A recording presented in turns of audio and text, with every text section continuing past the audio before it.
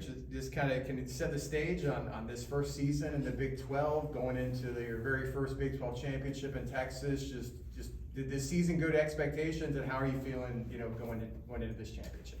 Yeah, I mean, our expectations are always really high. Our expectations is to win a championship and to win the league. And although we fell short winning the league, the next goal is, can we make the conference tournament? And we did that. So top 6 was our main goal, so that we didn't have to play in that first round match and get to go straight to the quarterfinals. So we got that job done, and we're really excited about that. So right now it's a postseason mentality, and we just go from there, and it's the start of a new season for us.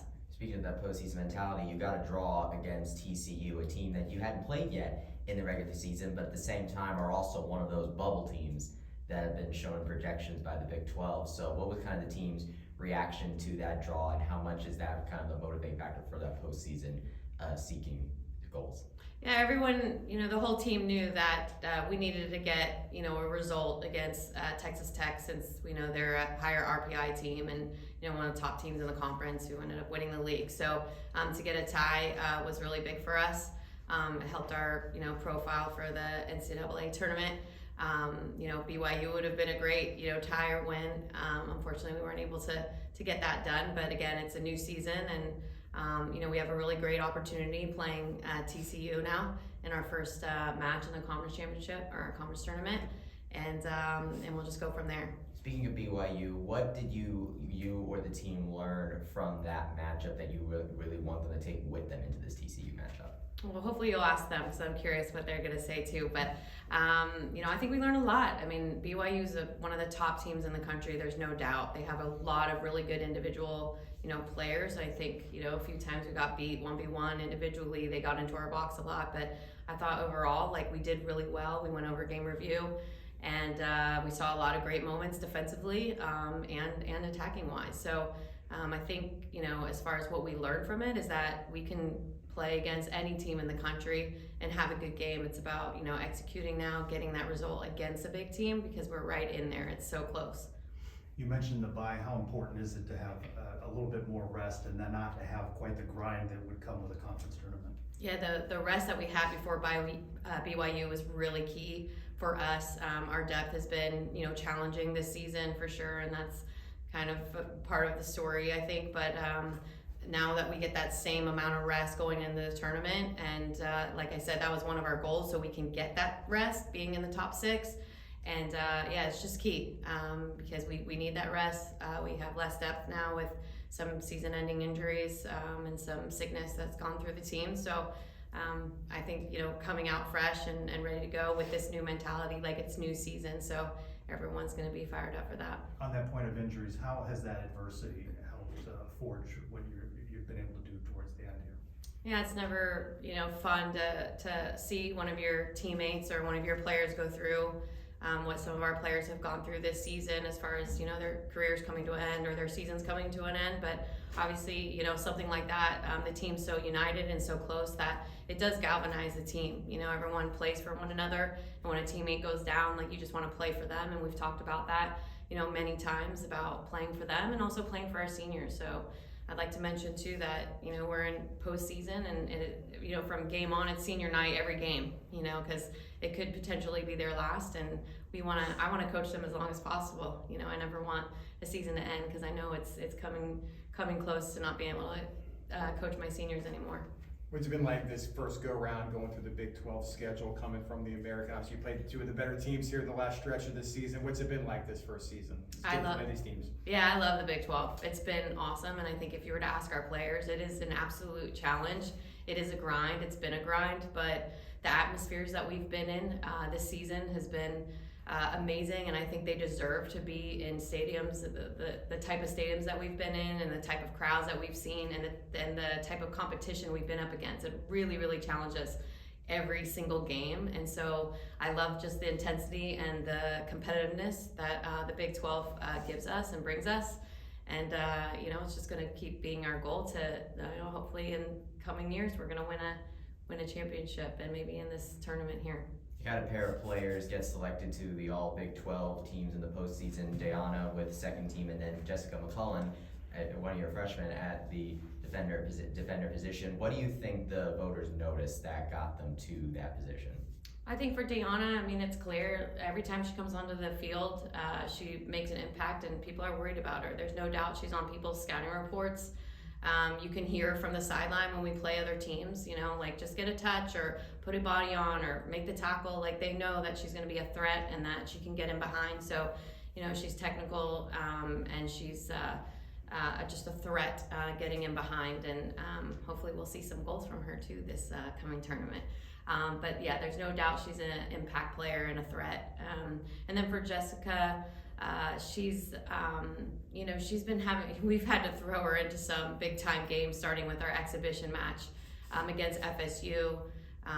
Ariel, you went down, right? Ariel went down, and we pretty much threw her in against FSU. And, you know, that was a great thing, not for Ariel to happen, but for Jessica to just have to step in and deal with it and make mistakes, because every time you're making mistakes, you're learning from it. So it's, you know, she's had a learning curve going in, but I love that she's been able to get the playing time that she's been able to get because she's growing with every game. And I love the fact that the Big 12 recognized that she's a freshman in the Big 12 getting significant minutes again in significant games, and she's helping the team, you know, do well. What stands out to you about TCU?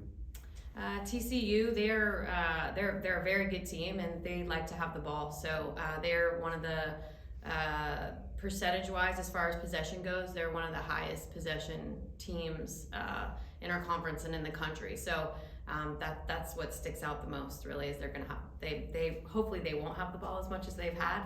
That's our goal, is for us to have the ball more, but that is what sticks out for sure. Obviously, the goal is to win the tournament, the championship, and get the auto bid. But short of that, I know you're maybe 50 in the RPI right now. What do you think you would need to do to kind of increase those at-large chances should you not win the entire championship? Yeah, we're definitely on the bubble. 50 is a tough place to be in, and you know, I've already, you know, spoken to the team, and we all know we need a result against TCU.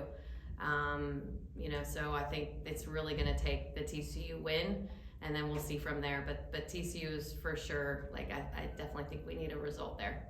What were your thoughts on the team that kind of ended up drawing that 9 p.m.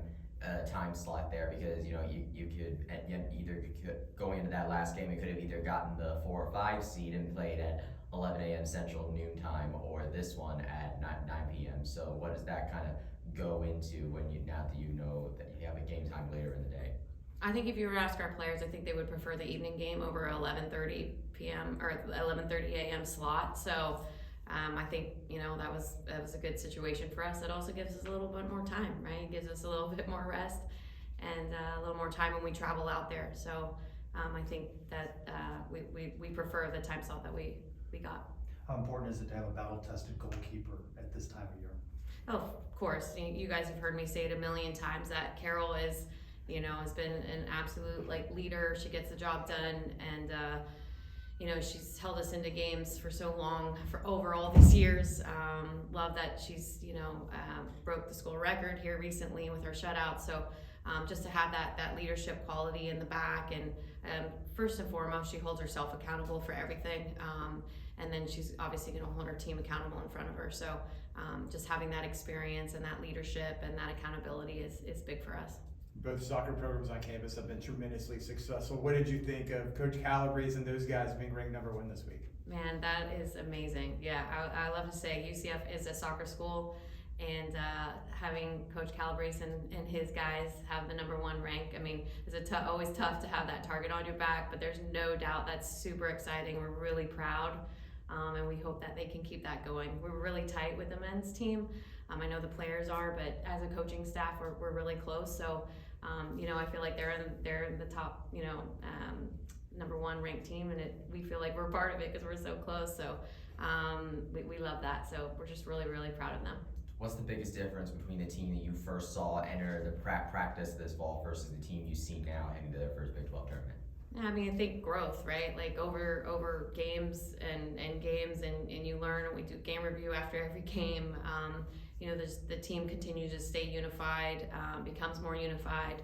You know, younger players become more integrated. Even if they're not getting a ton of playing time, they're still getting integrated within the team, you know, off the field. So I would say the difference is really just you know, just the way that we've been unified and continue to grow, just all the growth that we've had. What does your team need to do to be successful in this run now in Texas? I kind of mentioned it here, but you know, it's one game at a time for us, really, and we all know what's, you know, riding on this game against TCU. It's really important for the rest of our season. So, you know, our goal is to obviously win the tournament, but you know, our goal is to go to the NCAA tournament. So we know we need that result. It's really clear to everybody, and I think, you know, we have to outcompete our opponent every game. That's always number one on the list. And then number two, we have to keep the ball and have composure, because we know that TCU is very good at keeping the ball. But you know, if we can disrupt that and have the ball more, then obviously we're gonna have more chances. So there's no doubt, everyone has seen that we've scored some bangers this year, and we have the ability to score some great goals. So I think if we have the ball, then we're gonna have some great chances. Appreciate it. Awesome. Thanks. Thank you, very guys. much. Guys. Good luck to you. Thank you.